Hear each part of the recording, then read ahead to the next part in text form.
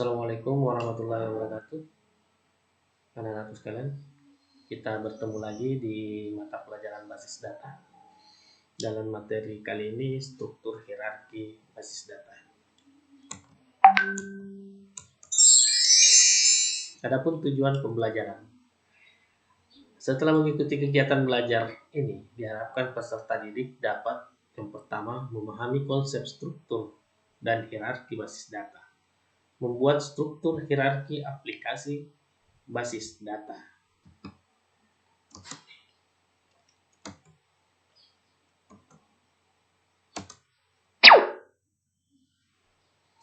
Adapun uraian materi, yang pertama yaitu definisi struktur atau arsitektur basis data.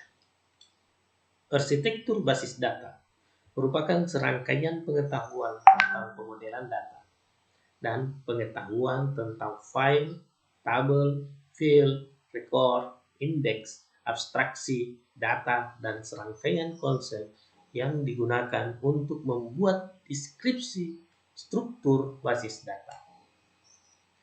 Melalui deskripsi struktur basis data dapat ditentukan jenis data, hubungan dan constraint atau keterbatasan data yang ditangani. Dalam basis data, data diorganisasikan ke dalam bentuk elemen data atau field, kemudian rekaman atau record, dan berkas atau file. Definisi dari ketiganya adalah sebagai berikut. Yang pertama, elemen atau kolom atau field data adalah satuan dari kecil yang tidak dapat dipecah lagi menjadi unit lain yang bermakna. Misalnya, data siswa terdiri dari NIS, nama, alamat, telepon, atau jenis kelamin. Kemudian rekaman atau record merupakan gabungan sejumlah elemen data yang saling terkait. Istilah lain dari record adalah baris atau tupel. Kemudian berkas file adalah himpunan seluruh record yang bertipe sama.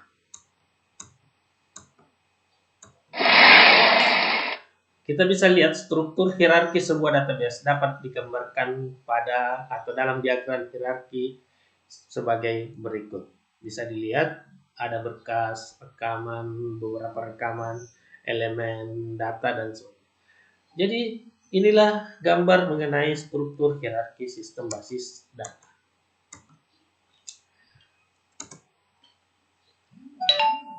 Nah, ini juga kita bisa lihat struktur penyimpanan file dan penyimpanan tabelnya. Ada rangkaian alurnya, di mana ada entitas, atribut, record 1, record 2, field, ya kita bisa lihat semua apa-apa yang terkandung dalam sebuah struktur.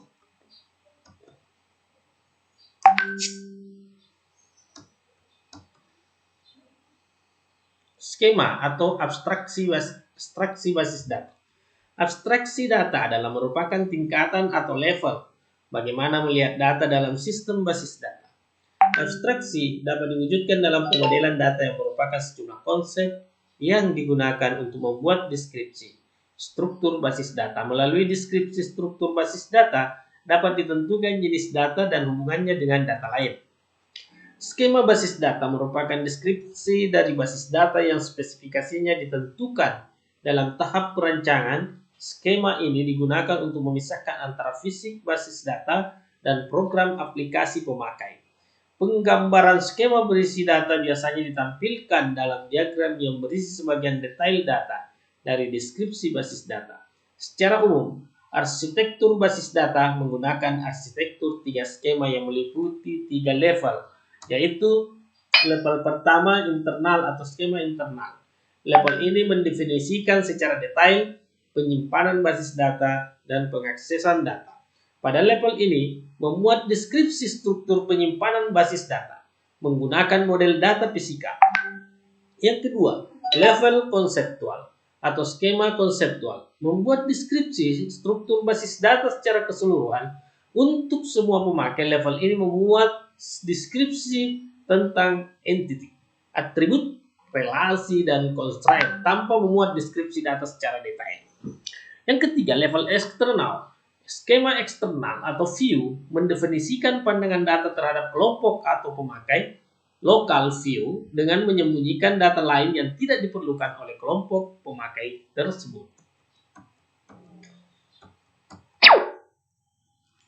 Bisa dilihat gambar arsitektur 3 skema sistem manajemen basis data.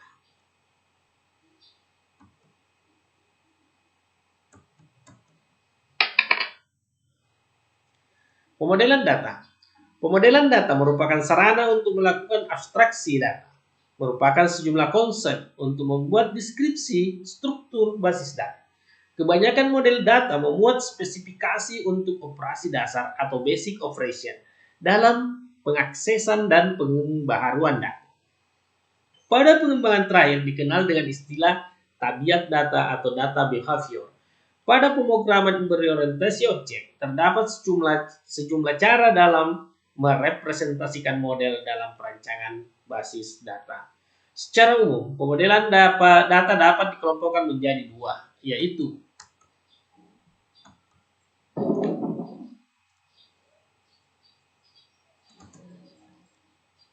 pertama, Object Basic Logical Model. Dalam pemodelan ini, struktur atau hierarki basis data diilustrasikan berdasarkan objek. Model ini meliputi yaitu pertama model keterhubungan entitas atau Entity Relationship Model atau IRD. Yang kedua, model berorientasi objek atau Object Oriented Model. Yang ketiga, model data semantik atau Semantic Data Model. Nah, yang kedua, model data fungsional atau Function Data Model. Lalu bagian kedua, Record Based Logical Model. Dalam model ini, struktur basis data diilustrasikan berdasarkan record. Model ini meliputi yaitu model relation atau relational model, lalu model hierarchical model, lalu model jaringan atau network model. Struktur konseptual basis data. 3 konsep dasar dalam pembuatan deskripsi struktur basis data yaitu model data konseptual, model data fisikal, dan model view. Konseptual data menyajikan konsep tentang bagaimana user basis data memandang atau memperlakukan data. Konseptual merupakan level tinggi atau high level yang dekat dengan user. Di dalam konseptual data menjelaskan beberapa hal yaitu entitas, atribut, key, dan relasi antar entitas. Akan dibawa ke dalam kegiatan belajar ketiga. Entity atau entitas. Entitas adalah objek yang mewakili sesuatu dalam dunia nyata dan dapat dibedakan antara satu dengan lainnya atau uniku. Setiap entitas memiliki beberapa atribut yang mendeskripsikan karakteristik dari objek. Entitas dapat berupa pertama, data fisik seperti mobil, rumah, manusia, pegawai, peserta didik. Lalu abstrak atau konsep seperti departemen, pekerjaan atau mata pelajaran. Lalu kejadian seperti pembelian, penjualan, peminjaman, dan lain-lain. Entitas dapat dibedakan menjadi 2 macam, yaitu entitas kuat dan entitas lemah. Entitas lemah adalah yang keberadaannya tergantung pada entitas lain. Gambar di bawah ini menjelaskan notasi umum entitas kuat dengan nama entitas pegawai dan entitas lemah dengan nama entitas tanggungan. Entitas tanggungan disebut sebagai entitas lemah karena jika data seorang pegawai dihapus, maka data tanggungannya juga akan terhapus. Keberadaan data tanggungan tergantung pada data di pegawainya. Bisa dilihat data nama entitas, pegawai, tanggungan. Ini mengenai notasi entitas kuat, kotak 1, dan entitas lemah, kotak 2.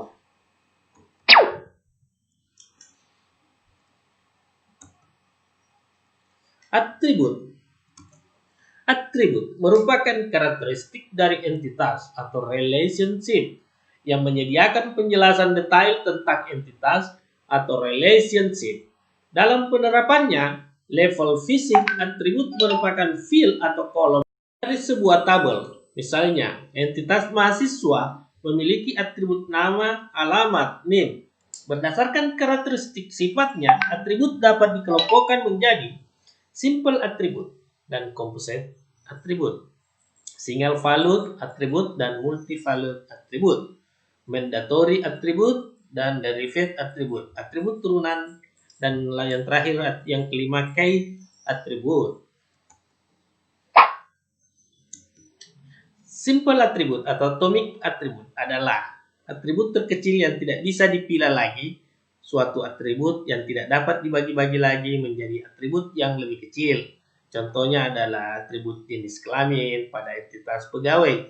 Gambar di atas menjelaskan simbol atau notasi simple atribut. Ini bisa dilihat jenis kelamin. Composite atribut adalah atribut yang dapat dibagi menjadi atribut yang lebih kecil. Atribut ini dapat diartikan atribut atomik yang menggambarkan atribut dasar dengan suatu arti tertentu. Contohnya atribut nama pada entitas pegawai dapat dipecah menjadi atribut nama depan, inisial, dan nama belakang.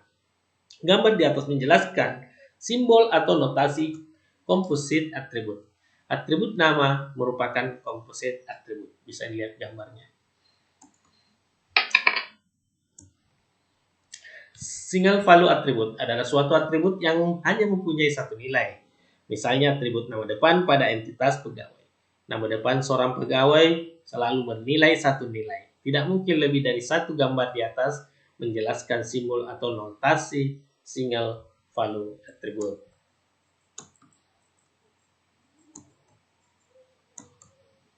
Multi-value atribut adalah atribut yang dapat memiliki lebih dari satu nilai yang jenisnya sama dari sebuah data tunggal.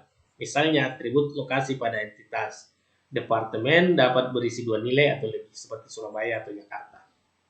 Gambar di atas menjelaskan simbol atau notasi multi-value atribut. Bisa dilihat. Derived atribut atau atribut turunan adalah atribut yang nilai-nilainya diperoleh dari pengolahan atau dapat diturunkan dari atribut atau tabel lain yang berhubungan. Misalnya atribut jumlah pegawai pada entitas departemen. Gambar di atas menjelaskan simbol atau notasi multi-value atribut. Bisa dilihat gambar. Key atribut. Key adalah suatu atribut yang menandakan kunci dari suatu entitas yang bersifat unik. Key atribut adalah satu atau beberapa atribut yang punya nilai unik sehingga dapat digunakan untuk membedakan data pada suatu baris atau rekor dengan baris lain pada suatu entitas. Key atribut dibedakan menjadi tiga, yaitu super key, yang kedua candidate key, dan tiga primary key. Tabel di bawah ini menjelaskan beberapa contoh nama entitas beserta nama atribut-atributnya. Bisa dilihat mana nama entitas dan nama atribut, ada pegawai, siswa, mata pelajaran, dan departemen. Dan kemudian pegawai, siswa, mata pelajaran, departemen memiliki beberapa nama atribut. Bisa dibaca oleh anak-anakku sekalian. Jadi pegawai memiliki NIP, NUPTK, nama, alamat, agama, jenis kelamin. Siswa memiliki NIS, nama, alamat, agama, jenis kelamin, dan seterusnya. Super key adalah satu gabungan beberapa atribut yang dapat membedakan setiap baris data dalam sebuah tabel secara unik. Misalnya super key untuk entitas pegawai antara lain. Ada nomor KTP, nama, alamat, jenis kelamin, dan gaji. Yang kedua ada nomor KTP, nama, alamat, jenis kelamin. Lalu yang ketiga juga begitu, nomor KTP, nama, dan alamat. Atau nomor KTP dan nama. Nama jika dijamin kalau tidak ada nama yang sama antara satu baris dengan baris lain. Kalau nomor KTP pun begitu.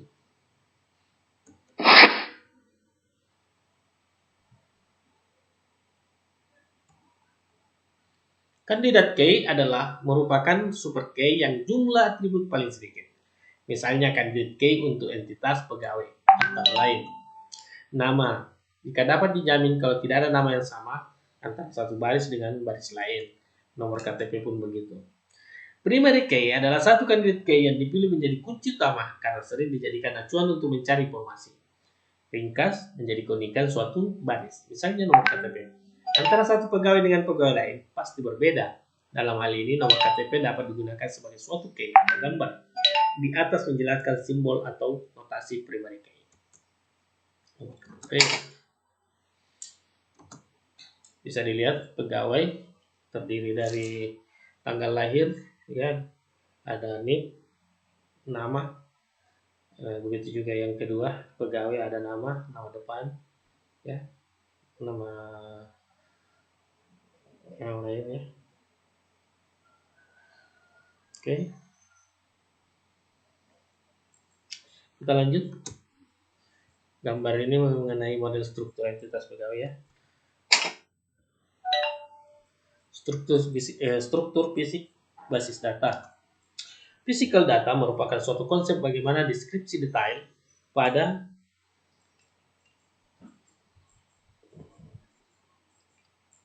data sistem dalam sebuah disk komputer. Physical data merupakan level rendah atau level yang mendekati ke data sebenarnya. Dalam physical data menjelaskan definisi data yang meliputi nama, atribut, tipe data, misalnya varchar, integer, dan lain-lain. Size atau ukurannya data yang diimplementasikan berupa tabel yang terdiri dari barisan data dalam kolom atau field dan baris atau record. Setiap DBMS mempunyai aturan tersendiri dalam membuat definisi struktur basis data dan tipe data yang digunakan. Nah, bisa dilihat tipe data beberapa di Microsoft Access, ya. Bisa dipelajari, ada tipe data teks, memo atau number, the time, dan currency. Sebelah kanannya itu keterangannya masing-masing. Ada juga yes, no, ada oleh objek untuk gambar, overlay, look up, bisa. Ini tabel mahasiswa dan tabel dosen yang bisa dilihat. Nomor mahasiswa itu diberi nomor 10 digit, kan nomor mahasiswa mungkin paling 10 digit. Nah, dijadikan primary key. Begitu juga tabel dosen. Ini dosen, ya, nomor 20 digit, lalu primary key. Begitu juga nama yang harus panjang, jadi harus diberi teks lalu 30 digit. Nama dosen juga begitu, sama, alamat teks lebih panjang lagi, 50 digit. Begitu juga golongan atau teks di dosen itu diberi digit 5 saja. Dan selanjutnya. Nah, ini ya. Jadi ini bisa dilihat tabel yang akan dibuat, tabel mahasiswa, mata kuliah, nilai, dan dosen.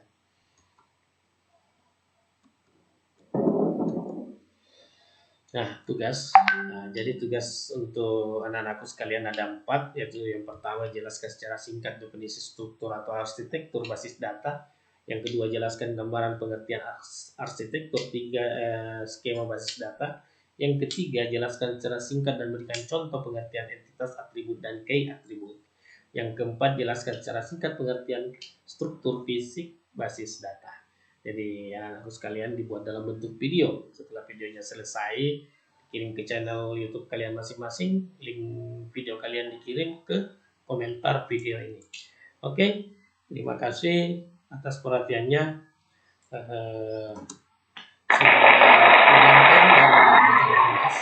Semoga bermanfaat. Assalamualaikum warahmatullahi wabarakatuh.